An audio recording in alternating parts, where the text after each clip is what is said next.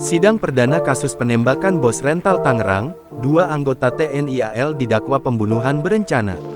3 prajurit TNI Angkatan Laut AL menjalani sidang perdana kasus penembakan bos rental mobil di Pengadilan Militer II 08 Jakarta, Senin, tanggal 10 Februari tahun 2025.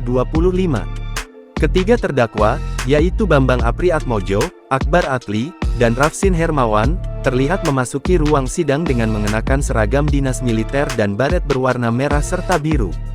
Ketika memasuki ruang sidang, ketiga terdakwa tidak mengeluarkan sepatah kata pun dan hanya tertunduk. Sidang dimulai tepat pukul 10 waktu Indonesia Barat, diawali dengan pemeriksaan identitas oleh Ketua Majelis Hakim, Letnan Kolonel Arif Rahman. Ini suami. Ya, lagi. Indonesia. Agama Islam.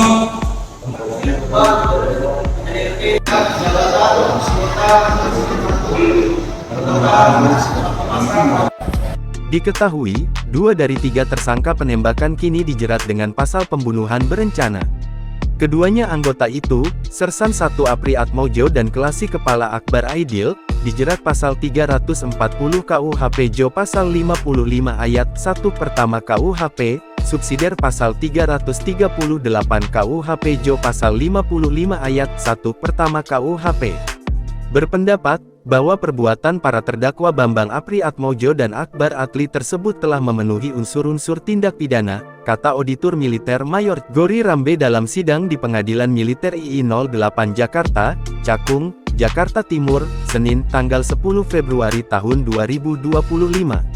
Selain itu, Apri dan Akbar, beserta 1 anggota TNI AL lain, Kelasi Kepala Rafsin Hermawan, dikenakan pasal 480 KUHP tentang penadahan. Rafsin tidak dikenakan pasal pembunuhan berencana karena hanya terlibat penggelapan mobil.